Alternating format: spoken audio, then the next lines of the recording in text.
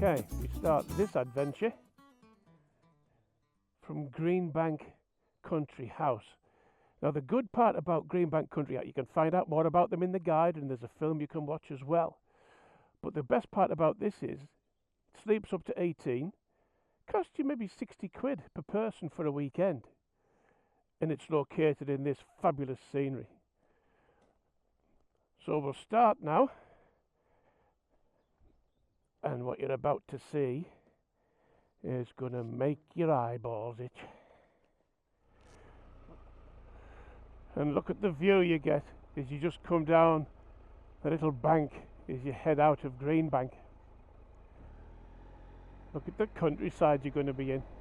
Come on.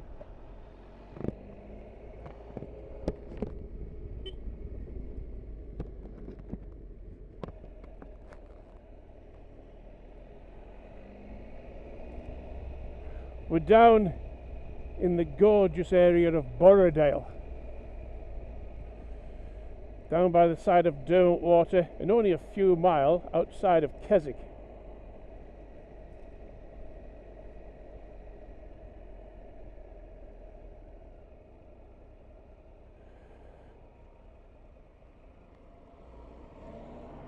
As you come to the end, we're going to turn left.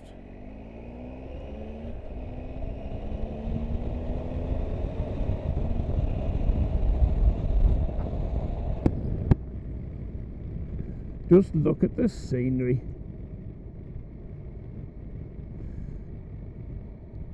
The mountain range there is the backdrop to Grange in Borrowdale, a lovely little village. And there's a little story to tell. When I was 15, I came to stay in Grange, and I had a book. I didn't really read books back then because I found that they were a waste of time, or I couldn't get into them. But anyhow, this book I started to read, and I couldn't put it down. I was mesmerized. I was living the story. It was unbelievable. But it was just in there, as we turn here, you go over a little bridge, and just in there is Grange in Borrowdale. Anyhow, this book, I couldn't put it down. And as true as I am riding a Triumph Tiger 1200 XRT, after I finished the book, I thought to myself, God, that should be made into a film. I'd love to make that into a film. The name of the book? First Blood, which introduced Sylvester Stallone as Rambo.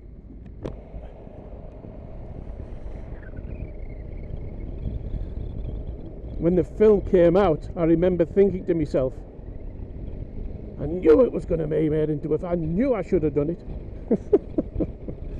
But somebody read it and made it into a film, and Sylvester Stallone.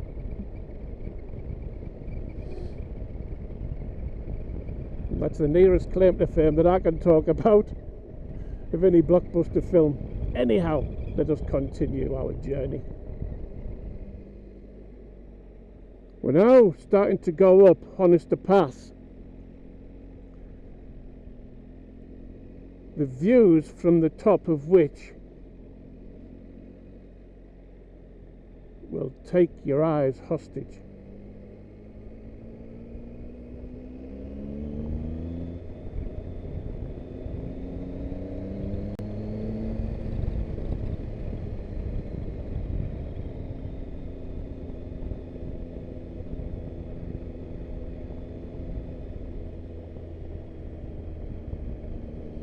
This is the route that a lot of people from down in Borrowdale and Seatoller, which is just at the bottom of the hill as we came through, used to walk up here. There's an old road or an old track just to the right there. And they used to walk up here, bring their ponies, bring their chicken and bred to come and work at Honister to extract the slate.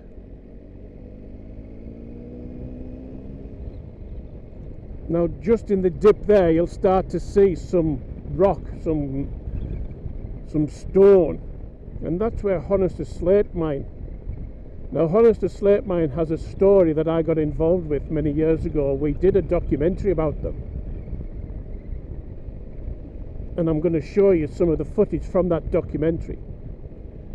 But Mark Weir, who had the mine, had a helicopter accident during bad weather, and it was just here, and the helicopter crashed and he died.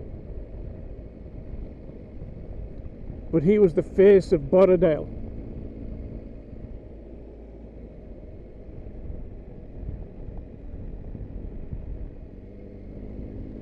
But anyway, here's a little bit of the footage, the story of Honister.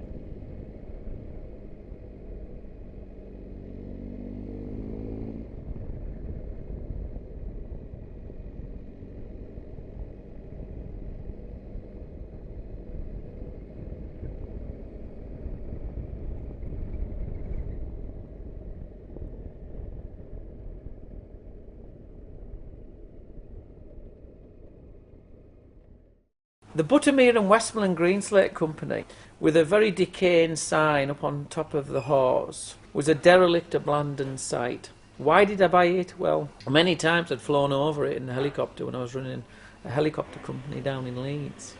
On some of the occasions I used to take my grandfather. He was getting old and he wasn't very well, and on one such occasion I decided that I would show him all the places by air where he'd worked. And he was short-sighted and he was hard of hearing, and I would take the helicopter up to 10,000 feet and he would do these ever slow decreasing circles, completely going in the wrong direction.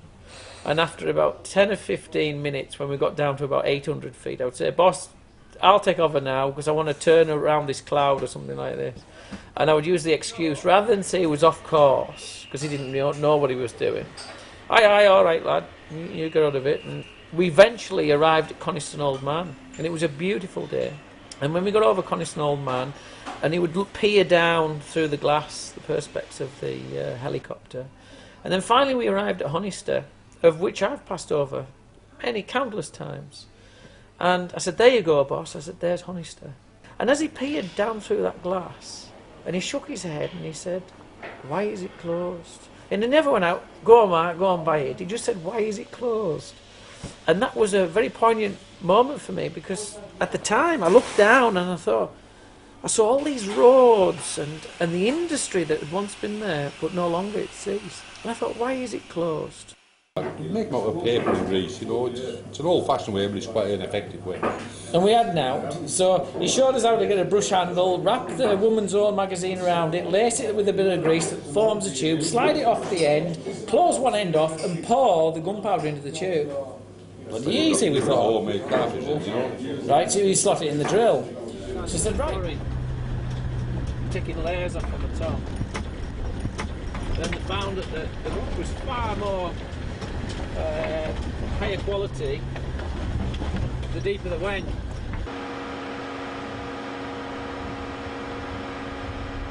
Come into my home.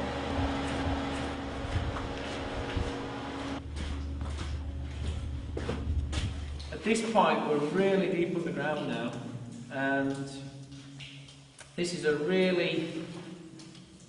only place that's quite spooky. So when you're actually working on your own at this point, every drop, every sound that you hear on your own could be quite mind-bending. And so much so, I had a gate put on halfway down. I used to lock myself in at night. But at this point, in this area that we're working in, it's got a vast resource of rock. I actually was about 4 years into the whole process of mining. I was feeling withdrawn, tired. What the hell was I doing working underground 24/7? Why was I here on my own in this place? And I had this figure in my head that if somebody actually gave me £10,000, I would sell the site because I didn't want the hassle. So all the time as I was working here on my own at night, I had this point, £10,000. If somebody comes to me with £10,000, they can have it. And he was the person that was gifted to take it over and carry it on. Nobody ever did at that point. So I went to a clairvoyant, and as you can imagine, through the day, the men were working in here through the day, and I was carrying on through the night to clear the material that they'd done through the day. And the clairvoyant actually hit the nail on the head in the form that she named my grandfather, who was dead. And he had this message. Now, I had done a deal with my grandfather before he died, and the deal was that he would tell me the lottery numbers. And I figured that his message that he was going to give me, if there was a message, would be the lottery numbers. And as I paused and waited for what he had to tell me, and I said, go on then, I'm ready for the lottery numbers. In my head I was saying it. And my grandfather said one thing. He said, don't sell the mine. And there it is there. It's worth stopping out, because up in the mountain there, that's where you go inside. You go into the caverns of the slate mine.